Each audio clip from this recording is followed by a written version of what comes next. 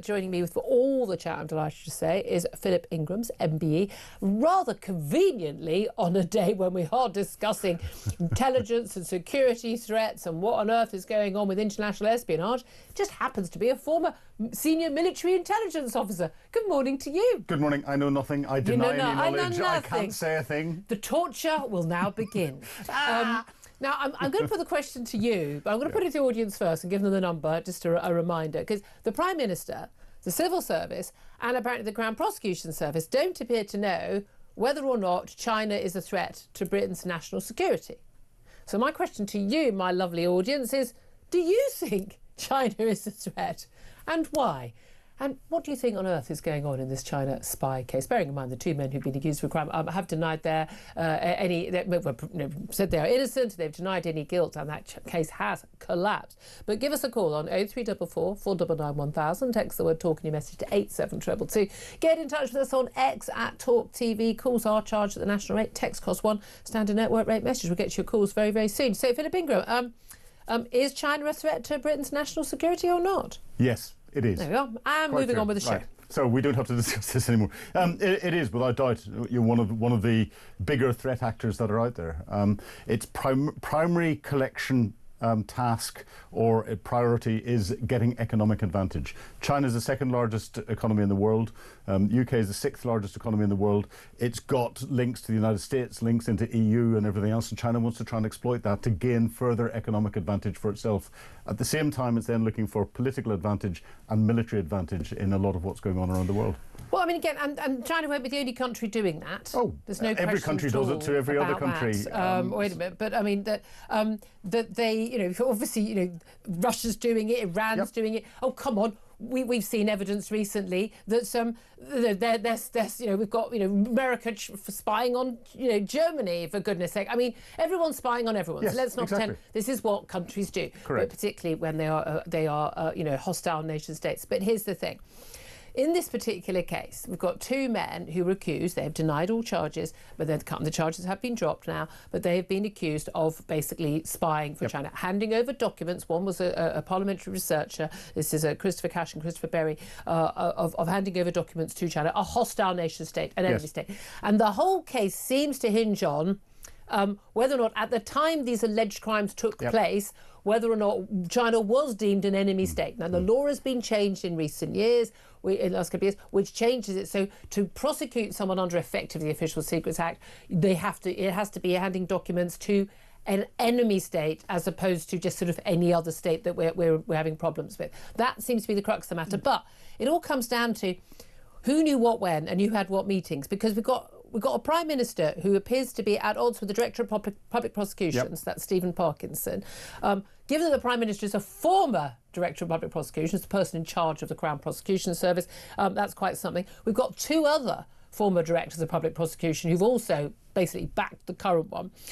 He seems to be in dispute with the Civil Service after one of his ministers, Security Minister Dan Jarvis, earlier this week, basically came out and went, oh, no, this decision wasn't made by the National Security Advisor, the political appointee, the special advisor, who is Jonathan Powell, but by the Deputy National Security Advisor, a civil servant, long-standing Matthew Collins. Now, the trouble we've got here is that Matthew Collins appears to be very well respected within the civil service and very well respected by the last Tory government and by many current figures within the Labour government. And so we're getting a lot of information that's coming out here and there. Last night, after Prime Minister's questions, when Kemi Badenoch, all 6 questions, bang, bang, bang, all about this issue, really got quite nasty between the two of them, quite personal. Basically, she's saying, I smell a rat. And the Prime Minister goes, oh, there's nothing. We're going to publish these statements later. They publish the statements. There's not a smoking gun. There's no document that says, let's not give them evidence in this because we'd rather have an economic trade deal with China. There's nothing that obvious. However, there is stuff in these documents, in these evidential statements, that suggests that there was some deliberate attempt to not give the Crown Prosecution Service the evidence they needed and had repeatedly asked for months to get the evidential level over the line to be able to bring a case. There's a number of things in that. First of all, the Prime Minister turned around and tried to blame this all during the Tory government, but one of the documents he released last night was dated whenever the current government is in place, so he brought it. And you're right, it's down to the subtleties of the law. The Official Secrets Act 1911, which is what the individuals were charged under, defines an enemy as a state that you're effectively at war with, or a state that you're not at war with but considered a future adversary. Now, it's that bit that the government hasn't defined. However, there was a High Court ruling in 2025 that broadened that to be a bigger threat, and that's something that that could have easily been tested in court. Well, this is the thing. I mean, it's up to the courts to do that. It's up to a jury to decide. It's the idea that this case, again, I must stress the two men who were accused do deny any crime. Yes. But the idea that this case didn't pass an evidentiary threshold, the fact that they couldn't have got, I mean, Richard Dillon, we're going to speak to later. I think he'd have been happy as a former MI6 boss to say, yes, he considers China to be a threat. Numerous other people. There are numerous statements by the former government at the time, and this all came up in Prime Minister's questions, what the former Foreign Secretary, James Cleverly, had said, what other government members have said, and the Business Secretary, as she now, the Tory leader, Kemi Baden. Everybody has said, like, China is a threat. Yes. There were numerous documents that stated this. It doesn't. None of this rings true. It doesn't. Okay, it doesn't so smell right. do we think? What do we think? Look, bearing in mind, I'm always in favour of the cock-up over the conspiracy as a general rule. But what do we think? What's our best guess about what has actually happened, Philip? It's very difficult to work out exactly what's happened, because it would be so easy for the government to turn around and make a very clear statement to say, the 2023 Act, which is the new National Security Act, has a definition of material assist a foreign intelligence service, but that wasn't applicable because these actions happened before that came into place. Or alleged actions, yeah. The 1911 Act, if the government turned around and said, we have had no formal definition during that time, no matter what people have said, it hasn't been formally put in a way that would, in our opinion, cross the bar to make China an enemy to be applicable under that Act, full stop, draw a line under it, move on. The fact that the case has collapsed, the intelligence services probably aren't too bothered about that, because they've disrupted the whole of the They don't want this stuff operation. coming out in open court. And they wouldn't want to reveal it. It's not unusual that if you've got a court case based primarily on data that's coming through intelligence services, they don't want to be quizzed in an open court where a defence barrister can drill into things that they don't want to release. And therefore, it's quite often that they'll get something to the point where it goes to court and then withdraw their evidence. OK. Here's the thing, though. How much political influence do we think there was? Because one of the things that we are being asked to believe, and various journalists who've been on top of this are basically asking us to believe that for months and months and months, the Crown Prosecution Service was asking this senior civil servant, can you please provide us with the evidence that we believe there has? And we thought there was until a few months ago, but somehow miraculously there isn't. And there are different interpretations of why they've done that. Can you please, we're about apparently said we're 5% short of the threshold. I mean, I know of many cases, as covered as a journalist, which have a lot less evidence than this case. So it's a bit bizarre they're even claiming that. But we need some more evidence, please. So for many, many months, he refuses to reply, doesn't bother mentioning it to anyone, not even over a coffee, not over, you're popping to go to get some water in the kitchen at work, and you don't mention it to your boss, National Security Advisor. By the way, the Director of Public Prosecutions is asking me for more evidence in this high-profile case that's been on the front page of the newspapers over the last couple of years. Really, I mean, I find that incredible in the true sense of the phrase, as in not credible, as in simply never happened. Correct. Yes. There is something going on that is covering this up, and the fact that the Deputy National Security Advisor did not seek advice from his boss is just wrong. You'll have sought advice from a number of different people. The fact that he'd be crazy not to, even just to protect himself. Oh, very much so. And he's competent, and he knows that. And the Security Minister stood up in Parliament and made a statement about this, and then less than 24 hours later, it was proven that he hadn't brought out some of the detail that then came out. And then the Prime Minister says we can't release the evidence, and then he goes and releases the evidence. The government is tying itself in knots here, which all points to there being something that they're trying to hide. And they're trying to cover up. Could it be as simple as, look, they didn't want this case to go forward because they genuinely thought that it's not going to serve any purpose, and it's going to anger the Chinese. We've already sorted these guys out if they believed they were guilty, and we'd rather get a trade deal because trade is vital to us. And I mean, is it just that simple? And if it is that simple, is that something we should be worried about? Because at the end of the day, look, there's no doubt at all this government is incompetent. We've seen this on an extraordinary level. We're no doubt at all also that many politicians of many political views are very, very excited about people with money, whether they are rich billionaire donors, whether they're big companies, whether they own Twitter or X, whether they are foreign national governments. We know that our politicians across the board are willing to go, yes sir, no sir, 3 bags full sir, to these people, and that is one of our concerns. But when you're in a situation where it looks like that our national security has played second fiddle to, I don't know, £1 billion nothing, no mark money down the back of the sofa trade deal, that is a concern. It is a concern, and the government has to balance off, and this is a political decision, the political relationship it has with China, the second largest economy in the world, and ourselves, the 6th largest economy in the world, and both permanent members of the Security Council of the United Nations. So it has to do that, but it then has to balance off our relationship with the United States and look at what's going on there. And we are out of step with the United States' view on China and what's going on at the moment. So the government is in a very difficult position and has got a very difficult balancing act. All the decisions in that are political. However, this should come outside the political side of things. It absolutely should, yeah. I mean, also we've got Dominic Cummings. I don't know, how much can you ever trust anything Dominic Cummings says, the former number 10 aide to Boris Johnson? He's got eyesight difficulties. Well, exactly. Were you not at a castle for your eyesight problems? But China stole Britain's state secrets for years. He says they used a backdoor into sensitive Whitehall computer systems. The Chinese were allowed to buy a company that controlled a data hub used by government departments to exchange information, including highly classified projects, not some of the most super highly classified, but they basically accessed it for absolute years. So while we're a bit worried about 2 men who've been accused of passing a couple of documents over, you've got to wonder.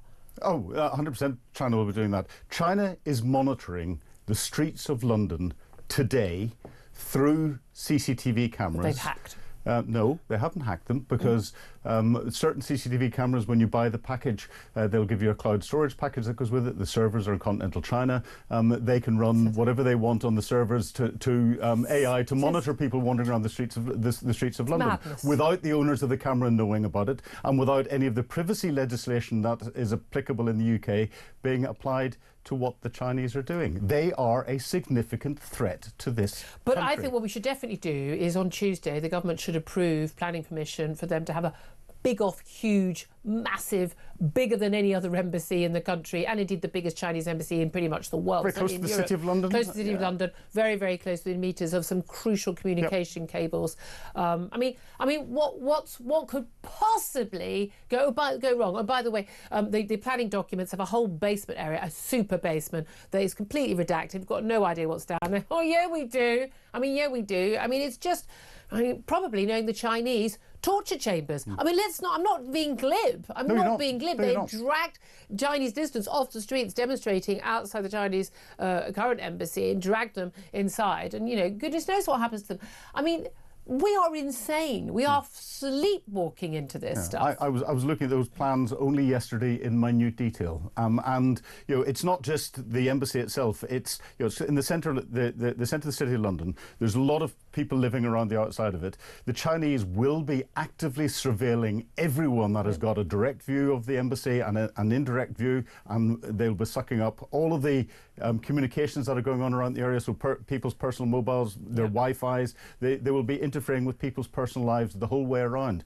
This is something that should never be allowed to be put in there. And it's already been, Town Hamlets Council, the local council, they've already said no. Yeah. And that's a useless council. I mean, my local paper training around there, even more so now under Lufter. But I mean, it's just extraordinary. I mean, we are, again, we had a Tory government that were quite happy to hand over 5G to Huawei, a Chinese company. Again, all Chinese-owned companies are completely and utterly beholden to the Chinese government.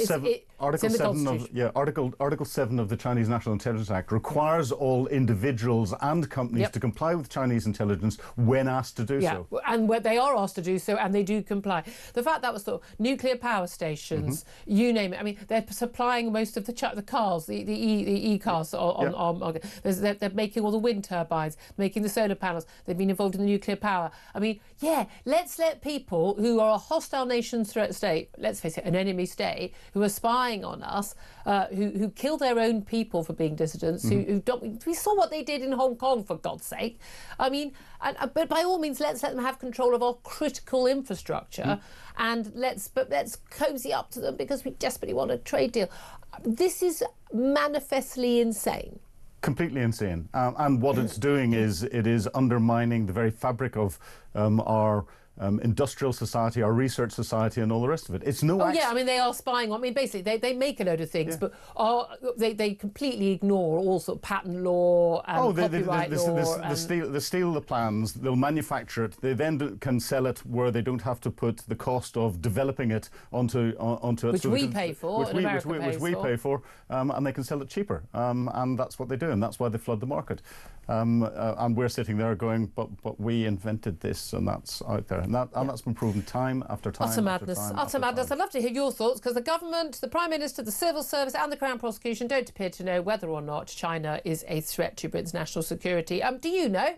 Do you have any clue? Do give us a call, 0344 499 1000. You're also welcome to call in on any other topic as well. Not that we've got to another topic, but I do want to get onto one or two very, very, very briefly. One is Rachel Reeves' budget. It's coming up. It's kind of racing towards us 6 weeks' time on November the 26th. And Rachel Reeves has done various interviews ahead of and after arriving at the IMF summit meeting in Washington. And basically she said, yes, that taxes on the rich will be part of the story of the budget. But don't worry, rich people won't leave. I mean, they've got super yachts, love. They've got homes in other countries. They absolutely will leave. How do we know this? Because in every country that has done more taxes on the rich, they do leave. Now, you know, the reality is very rich people are not like the rest of us. One, they're very rich. Two, they're very, very mobile. Yeah. And the UK has lost more wealthy people than only one other country in the world, and that's which is that? China. Over the last year. And even Russia hasn't lost as many as us. Exactly. And Rachel Reeves, it's interesting coming up to this budget. You know, she blames the Tories and said over 14 years of Tory control, they've left a £22 billion black hole.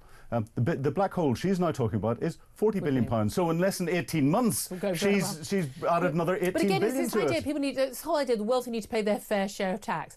The top 1% pay 30% of income tax in this country. I don't know, what would be a fair... I mean, the top rate of income tax is 45 pence in the pound, plus... plus national insurance on a good whack of that first income. I don't... How... I mean, is that not enough? Is that not enough? And then the wealthy people tend to be running companies that are employing lots of people and are paying more tax. They tend to buy lots of high net worth goods, so they pay an awful lot of VAT. They tend to buy big houses, so there's stamp duty and everything else. They're spending money all the time. But this is a crucial thing for me as well. I know a lot of people who are very rich. I know a lot of people who are probably going to be hit if there are wealth taxes. The thing is, to a man and a woman, they've done it on their own. They come from ordinary background. Now, there are plenty of rich people who've inherited things, but they're not, But that's not the majority. They're not the majority. And even in America, and again, as well, and as well, most people, they've done it on their own. If someone has got wealthy and has done well because they have worked really, really hard, and I mean the stress levels that they mortgage their home to start a business. They made something or provided a service that we want to buy. They're employing people. They built that company. I'm intensely relaxed about those people earning a shed load of money. I want them to be taxed. I think they should be taxed at a reasonable rate. I'm of the view that when your overall tax rate is over 50%, I think that's wrong. I think it's wrong. I think it's disincentive.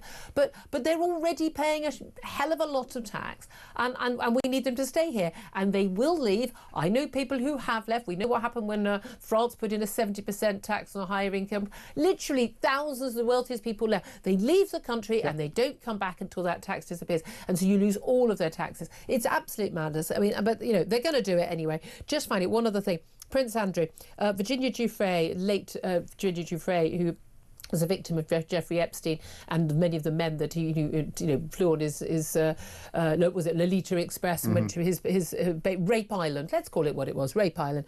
And she's always claimed that she had sex with Prince Andrew on 3 occasions when she was 17 years old, not below the age of consent in this country, but she says she was trafficked by Prince Andrew, and she was told she'd done a good job and was given money even after having sex with Prince Andrew. He's always denied having sex with her, and denied that he ever met her, despite the photograph of them together with Ghislaine Maxwell, now behind bars for her role in those crimes. But also, of course, he never had sex with her, but he paid her about 10 million quid. The way you do to people you've never met who claim they've had sex with you. She's got a new book out. It's her memoirs. It's out after her very sad suicide. A very common thing, sadly, among victims of sexual abuse, and a very troubled woman, as you would be after that life. But she says Prince Andrew felt sex with me was his birthright. This story will not go away. Correct. But neither will Prince Andrew. He refuses to skulk into the background. He clearly still thinks he's done nothing wrong, despite paying 10 million quid to the woman who claims he did. Yeah, and this is where his brother, the King, I think will stand up and push him even further back. But it was interesting to see the body language between Prince Andrew and Prince William when they were together last. It's quite clear that if the King doesn't step up, whenever Prince William becomes king, he will make sure that Andrew is put into the Tower. Yeah, absolutely.